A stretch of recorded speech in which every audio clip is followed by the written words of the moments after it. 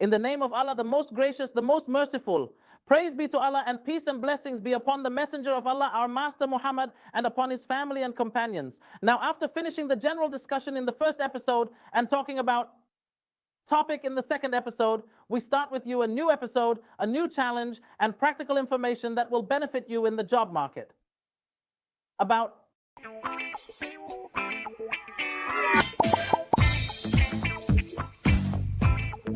CTs are crucial for stabilization. They lower high currents for metering, protection, and control devices. Speaking of NAFE, Tersomer Muhit,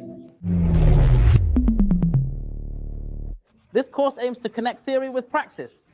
The CT reduces high current to lower values for metering, protection, and control devices. CTs are 1 amp or 5 amps. A 1 amp rating is preferable for long CT relay distances to reduce cable burden.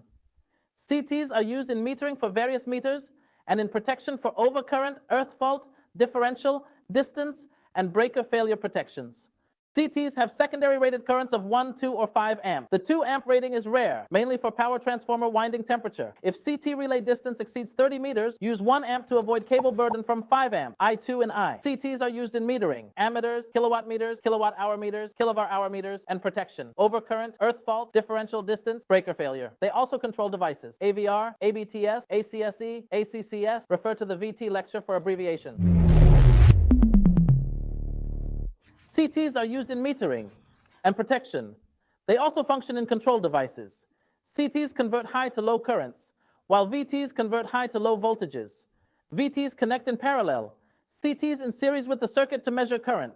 Connect CT secondary winding to relay directly, or use a resistor for voltage proportional to current used in digital relays.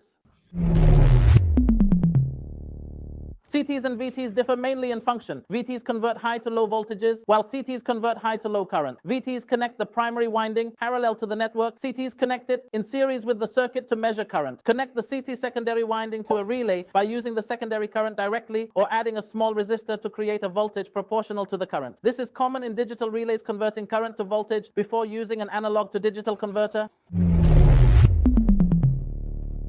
As for connecting the CT secondary winding to the relay, you can either use the secondary current coming from the CT to feed the relay directly, as shown in the diagram, or place a very small resistor between the relay terminals and the winding to create a voltage proportional to the current flowing through the secondary. This setup is usually used in digital relays that need to convert current to voltage before converting it to a digital number using an analog to digital converter.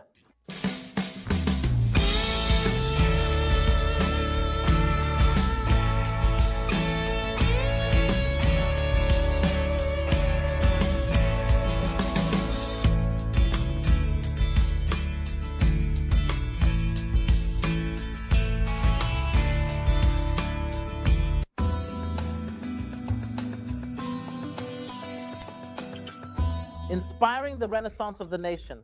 The location of the CT connection in the network, usually the CT for line protection, is connected between the bus bar and the circuit breaker, while the CT for bus bar protection is placed after the circuit breaker. This setup ensures maximum overlap, eliminating unprotected dead zones. Assume we placed it in one direction. If a fault occurs at point A, it will be detected by the CT, though not on the bus bar. The fault persists after opening the circuit breaker, fed from the remote end. Thus, it's outside the protection zone due to incorrect CT placement.